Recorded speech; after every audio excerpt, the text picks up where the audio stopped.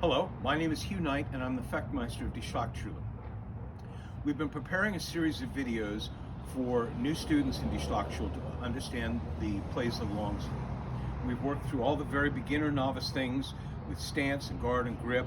We've worked on the first of the master cuts, the Zornhau work. So tonight we're going to move on and do the second of the secret or master cuts. This cut is called the Krumpau, or the crooked cut. The Krumpau is very unusual in that it doesn't look like we think of normally cutting with a sword at all, as is true of many of the prime techniques of the system.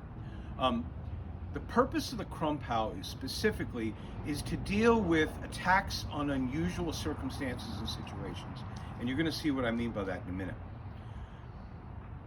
We often practice it against a normal sword cut, but the real meaning of the Krumpau is actually a way to attack someone who doesn't cut correctly. Let me show you what I mean by that. So, with the Zornhau, a person starts in vom Tag and cuts. And I've told you many times that you must lead with your point and follow the blow. The first plays in the Krumpau are designed to deal with someone who doesn't follow the blow. So someone who steps first and cuts after. And we know that because later techniques for the Krumpau say, if you want to defeat a master, and by master they just mean expert, not necessarily someone of any specific rank, then do this, okay? But he's already shown you the Krumpau. So the previous techniques were obviously for dealing with that. And so that's what we're going to look at first. So as I said a minute ago, the idea here is to attack someone who doesn't follow the blow, someone who steps first and then cuts. Okay? Now, the reason that you step first and cut afterward is if I cut first, I force my opponent to defend against my cut before he attacks me. But if I step first, he can attack me before I can do anything else. And then I am in the defensive, I am in the nach, and must respond to him. The Krumpau is a very specific way of handling cuts from above or below, and we're going to look at both of them, when your opponent cuts first. And you're going to attack him, not his weapon, and that's the key. All right, so Joseph, say hi to Joseph, is going to attack with an Oberhau, but he's going to do it wrong. He's going to step first and then swing his arm. And I'm going to use a Krumpau. And once I've demonstrated what it looks like, then I'll break it down and show you what the actual Krumpau mechanics are. So let's look at that first. So here I face him, and when he steps, his sword comes late, and I'm going to jump forward and to the side, cross my hands with a thumb grip, and strike him on the hands. Likewise, if he does an Unterhau the same way, again stepping first, I'm going to do the same thing. And I have time to make that jump, to make that step, because Joseph put his hands out into my range before he threatened me with his sword. So now let's take a look at the mechanics of the Krumpau and how you actually apply it. All right, so the way you perform the Krumpau, you start again in vom Tag, but we call this the crooked cut. It is a crooked cut, it goes sideways. So what I want to do is I'm going to use a very unusual kind of footwork. Now we've talked about the slope step, the triangle step, where you go off on an angle. This is almost, but not quite that. If you see me on this line, I'm facing north. My footwork is a leap to my right front, so to here.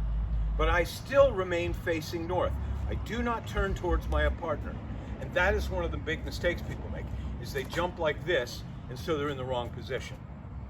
And when I do that, I'm going to rotate the sword this way in my left hand, with my left hand, and assume a thumb grip. And at the same time, I'm going to cut down with what started as my long edge, still is my long edge, using a thumb grip, and my hands horizontal. And it should be as if a spike was driven through the center of my grip, center of my hilt, into my solar plexus. So it's right in here, okay? And it's just like turning a wheel. You don't chop down with your front hand.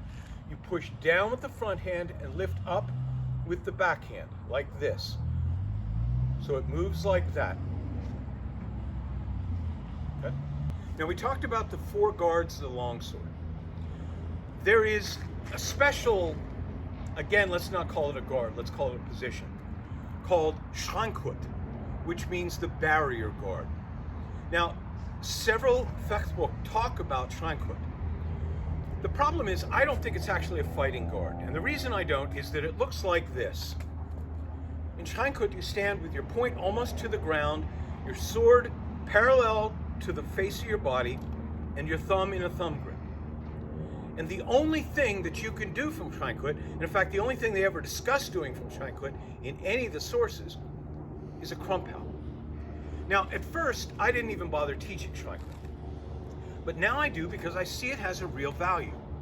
The purpose of Schreinkut is to teach you how to do a Krumphau correctly, to use the correct angles and positions, because starting from Vom Tag apparently is very hard for new students to pick up on immediately. So that's how we're going to look at it first. So the way we teach people to practice this is, first of all, we're not going to cut to the hands, because that can be awfully hard on your training partners, especially if you aren't good at pulling your cuts. We're going to move on to the second technique of the system, in which my opponent attacks correctly and I bind his sword. All right? We're going to use that as our training method. In fact, that's how I train novices. I don't actually teach people about the cutting of the hands until later on, when they have a little better control and we can be sure we're not going to hit anybody in the hands for real. So Joseph is going to attack with the Zornhau, and he's going to cut correctly. Now this time I don't really have time to get to his hands because he's bringing his sword out and I have to do something about his sword. But the way I'm going to practice this cut, the way I'm going to train to use it, is by starting in Schreinkut, to make it easy to learn the windshield wiper motion of my sword. So I begin in Schreinkut. Now, you wouldn't use this in a fight, because if I step out like this, my opponent immediately thinks, I'll bet he's going to throw a Krumphau, because it's the only thing ever done for this. But anyway, so when he cuts, I'm going to leap and cut to his sword. Now, my sword is parallel to the plane of my body. I'm impacting his sword in about the middle or thereabouts, not here and not here. And it's coming straight across. I'm not sweeping back with it. That's one of the worst mistakes people make. And if I hit here, it shouldn't actually do anything. He should just track me and hit me. So I want to bind right in the middle of his sword. So let's look at that again. And again, my hands end up here, so a spike driven through the hilt would strike me right in the solar plexus. That's the basic format of the Krumphau. That's what you're trying to do. Now, I'm going to now move on and show you how to do it from Vom Tag, which is the far more usual way of practicing it. Now, in this version, I'm going to cut from Vom Tag, and I want you to understand the simplicity of this action. In a normal grip, I'm simply going to turn the sword with my left hand, relaxing the grip. I'm not opening it, just doing that for illustrative purposes. I'm going to rotate it, re-grab into a thumb grip, and cut straight down. Again, don't sweep back, don't cut forward, cut straight down.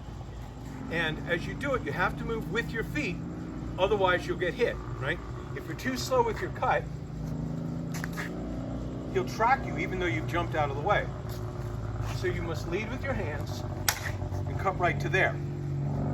Now, in this technique, it says if you want to weaken a master, what he says to do is cut a Krumphau to his blade and then cut up to his head the short edge, the Kurzenschneid, the short edge of your sword, right? So that's what we're going to add to it next. So now we're going to put it together into one action.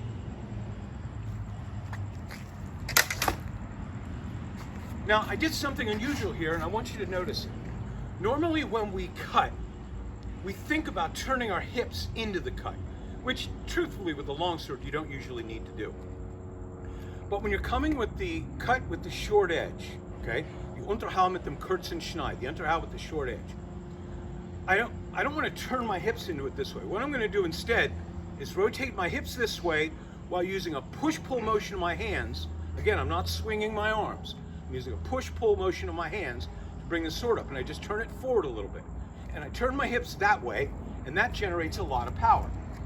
So if I'm here, I'm facing square to the front, all I'm going to do is pull up.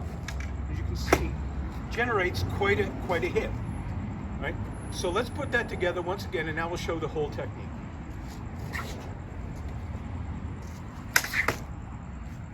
Again. All right, so let's do it from the other side. As you can see, the cut keeps me safe, and then I kill my opponent in the same technique. Now let's talk about the mistakes people make. If you swing down too hard, your opponent's simply going to direct vexel under your blade. You're down here, you're helpless.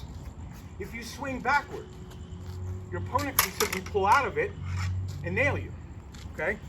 If you swing too far forward on his sword, he should be tracking you with his point and hit you. Here's what I mean. Let's do this kind of slowly so you can see it. If I do this, I haven't really stopped his attack in any way. I don't need to hit his sword very hard. I just need to tap it enough to stop it. It's already going in that direction. All right, one last thing with the Krumpau. All of the techniques we've looked at to this point have involved an opponent who cuts correctly. 15-degree angle, push-pull, the whole thing, everything I've taught you. But of course, there's no guarantee that your opponent will have learned how to properly cut with the sword. He could come from one of those Italian groups or who knows, some terrible bad training. So Master Zygmunt Ringach actually tells us what to do against an opponent who cuts flat instead of cutting vertically. Well, if my opponent cuts flat, the Zornhau that we learned already doesn't work very well. So if he cuts really flat, it doesn't really stop it very well. But the Krumpau is ideally suited to deal with that. As you can see, it doesn't care about the angle your opponent is cutting on. So that gives a specific use and advantage to the Krumpau that some of the other master cuts don't have. Thank you.